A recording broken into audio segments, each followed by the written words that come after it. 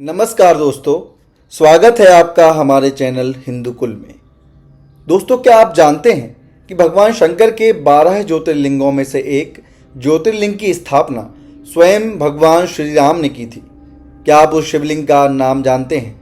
क्या आपको इसके पीछे की कथा पता है कि आखिर क्यों श्री राम ने समुद्र की बालू से शिवलिंग बनाया और आखिर क्यों उस बालू के शिवलिंग को कोई हिला नहीं सका, जो आज भी मौजूद है? इन सभी सवालों के जवाब हम आपको इस वीडियो में देंगे। पूरी जानकारी के लिए वीडियो के आखिर तक बने रहें। यह रोमांचक कथा आपको भगवान श्री राम और भगवान शिव के दिव्य संबंध की अनोखी झलक प्रदान करेगी। तो आइए जानते हैं बालू के शिवलिंग से ज्योतिर्लिंग तक की पूरी कथा। कहा जाता है कि भगवान श्री राम लंका पर चढ़ाई करने के लिए जा रहे थे, तब इसी स्थान पर उन्होंने समुद्र की बालू से शिवलिंग बनाकर उसका पूजन किया था। पौराणिक कथा अनुसार एक दिन भगवान राम जल पी रहे थे, तभी आकाशवाणी हुई। आकाशवाणी में कहा गया, मेरी पूजा किए बिना ही जल पीते हो। इस वाणी को सुनकर भगवान श्री राम ने तत्परता से बालू से शिवलिंग बनाकर उसकी पूजा की और भगवान शिव से रावण पर विजय प्राप्त करने का वरदान मांगा।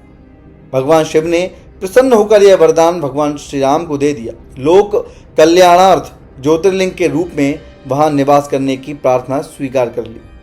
वहीं इस ज्योतिर्लिंग के संबंध में एक और कथा भी प्रचलित है। जब भगवान राम रावण का वध करके लौट रहे थे, तब उन्होंने पहला पड़ाव समुद्र के उस पार गंधमादन पर्वत पर डाला था। वहां बहुत से ऋषि और मुनिगण भगवान श्री राम के दर्शन के लिए आए। भगवान राम ने उनसे कहा कि पुलस्त्य के वंशज रावण का वध करने के कारण मुझ पर ब्रह्म हत्या का पाप लग गया है।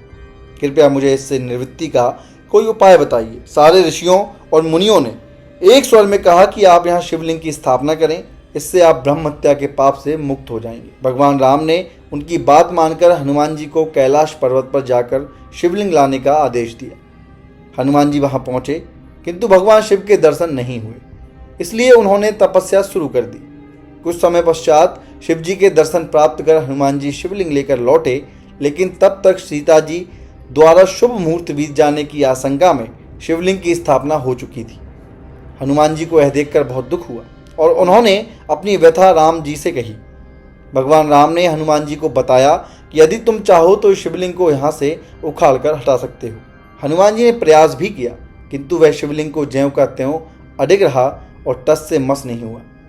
अंत में हनुमान जी ने शिवलिंग को अपनी पूंछ में लपेटकर उसे उखाड़ने की कोशिश की, पर फिर भी वह नहीं हिला और हनुमान जी स्वयं धक्का खाकर एक कोस दूर मूर्छित होकर गिर गए। उनके शरीर से रक्त बहने लगा। यह देखकर सभी लोग व्याकुल उठे।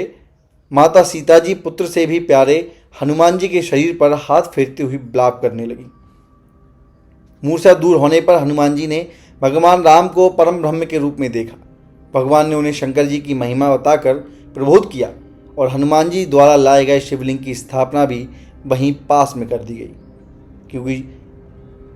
क्योंकि यह शिवलिंग भगवान राम के द्वारा स्थापित की गई थी, इसलिए इसे रामेश्वर यानी राम के ईश्वर के नाम से जाना जाता है।